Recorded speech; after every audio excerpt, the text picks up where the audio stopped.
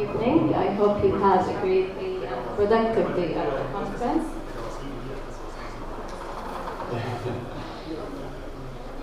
My name is Hanin from Tamatem Games. Tamatem is the leading mobile games publisher in the MENA market. We have more than 45 games published and 55 million downloads, and 35 games reach #1 on the charts of iOS and Android. How we do it? We partner with international game developers to localize and publish their games in the MENA market. We do everything, starting from localization, monetization, marketing, support, and even waste management. The Arab market consists of North Africa, Levant, and the Gulf. Turkey and Iran aren't considered part of the Arab market, and they don't speak Arabic, but they are part of the MENA market. Why the Arab market? I'm sure most of you know that Arabic is the fourth most spoken language, with less than 1% of the content online is in Arabic. The market is expected to worth more than 2.3 billion by 2022, and it has the highest RPPU, with countries like Saudi Arabia being 10 times higher than China. Why I am here today? I am here to give you the secret sauce of how to create UI UX that is tailored to what users want in a game, how to retain Arab gamers longer and make them spend more time and money in a game, and how we used our data to localize UX, UI, and cosmetics. Today I'll be talking about our most successful title, which is VIP Balut. VIP is a card game that is famous in Bulgaria and France, but also famous in the Gulf, but with different rules.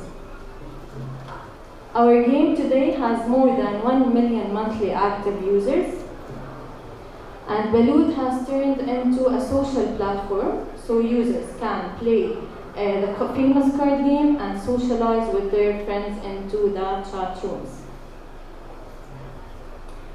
How we published Balut. We soft launched the game with minimal changes. We gathered feedback from our users through social media and support tickets, and we realized that something is missing in the game. So we decided to revamp the whole game. But before going live, we sent a beta version for a segment of users, asking them about the new design. And it showed great results, that almost 65% of our users say that the new design is great. So we decided to go live. But our users' reaction were like, and we started to face the redesign tantrum. You have to prepare yourself for users' reaction about the redesign. You might receive hateful messages and jokes about your work. But guess what?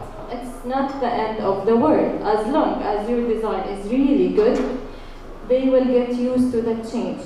And it's totally a new and different experience for them, but they will get used to it. How we survive the redesign tantrum? First, with patience. You need to know that every user has a different level of satisfaction.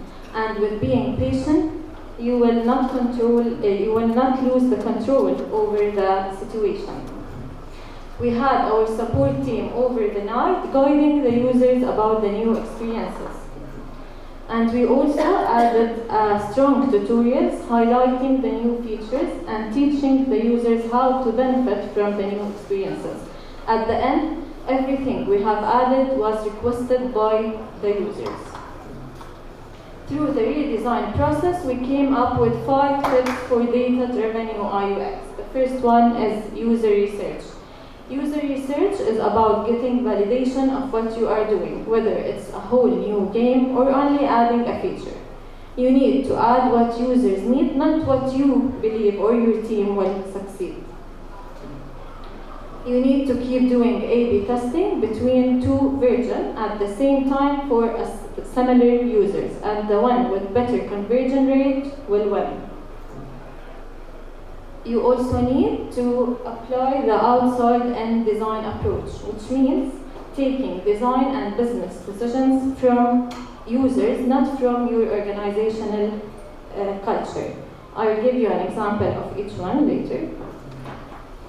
Track your user story and restructure the screen based on that. And finally, validation could be both quantitative and qualitative data through surveys, stats, numbers, and graphs. And the most important thing is how we apply all of these steps. This is our old design on the right of the screen, on the left of the screen, and the new design on the right. During the user research, we knew that our users love to show off. So we enlarged the top 3 flyers and added silver ribbon and green, silver, gold, and bronze ribbons on them. And they started to compete over the golden ribbon and to be the #1 on the leaderboard. Another example of the redesign we did, we added a plus sign next to the chip icon, and that's increased the clicks on store by more than 38%. We also tracked our user stories and found out that chat and leaderboards are the most visited tabs in comparison to other screens. So we moved them to the home page. When the user enters the game, he will see them first. We also restructured the whole home page. For example, we added a green button that says play now, and the whole restructuring increased the retention of day 1 by 4%. We also applied one of the most famous UX laws, which means to decrease the complexity and decrease the choices that the user has to take. For example, we reduced the number of rooms from 7 to 3. So when the user enters the game, he won't get confused on how to start playing. And we asked the user about this specific modifications, and our survey says that almost 70% of our users love this new modification. During the research also, we found a trend, which is cosmetics and customization. So we decided to catch up with this trend by adding a cosmetic store in our game. And we collected data from our users, and almost 60% of our users said yes for the cosmetic store, and 40% said no. I know that the percentages are close to each other, but you always need to look at the positive side, which is 60% of the users are willing to pay for the cosmetic store. So that means more money. So we went live with this new feature, and we added localized backgrounds, cards, emojis, and phrases inside the cosmetic store.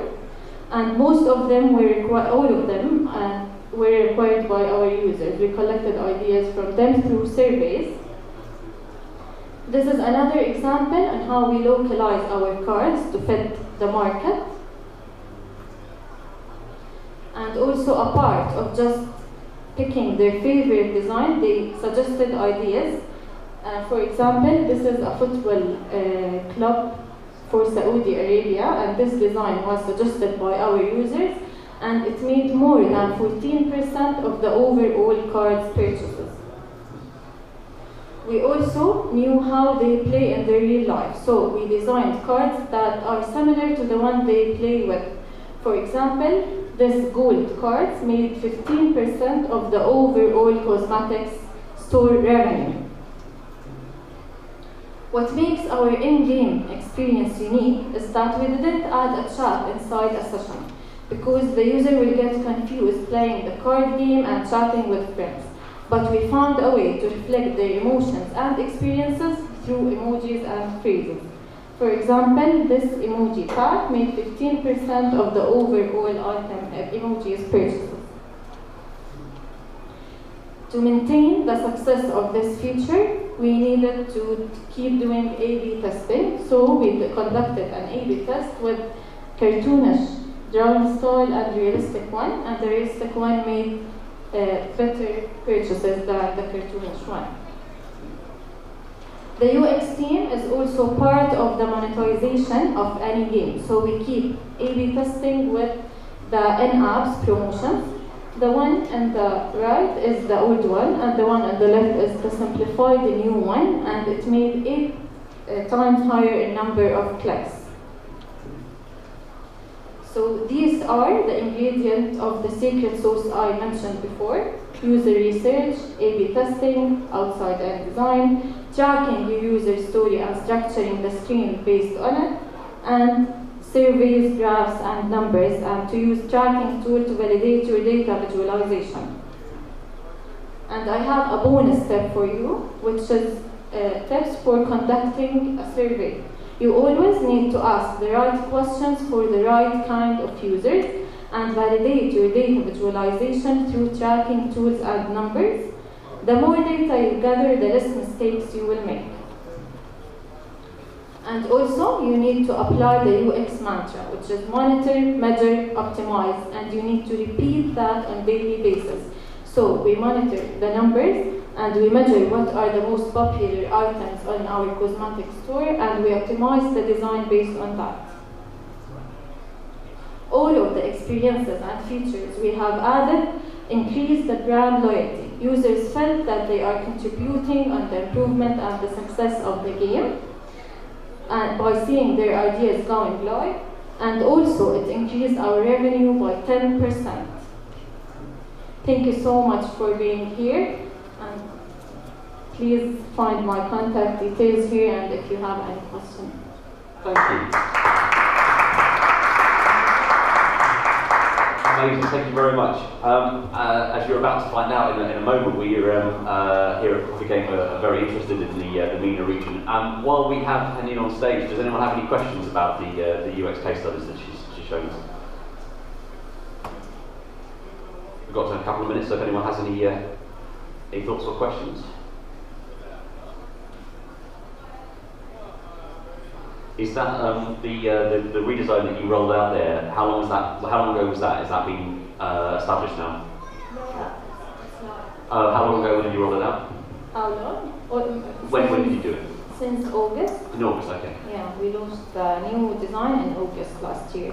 Great. And are you still doing your feedback, your constant update in weekly basis? Great. Yeah. Any questions?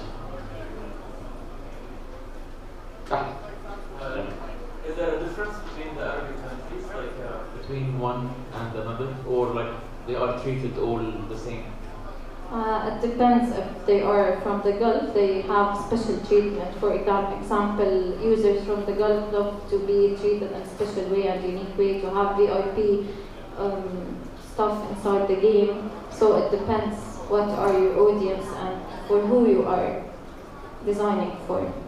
Have you had to do different versions of VIP bubble for different regions? No, because our audience are mostly from Saudi Arabia, so it's for Saudi Arabia people and the Gulf in general. Right.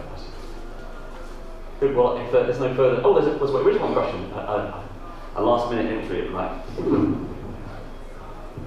So, is Saudi Arabia the biggest revenue generator in the MENA region? Yeah. What will be the second region after Saudi Arabia? Emirates and the Gulf in general, but Saudi Arabia is the number one. Okay, thank you. You're welcome. Good. Thank you very much. Hanin from Tamatem, thank you very much for your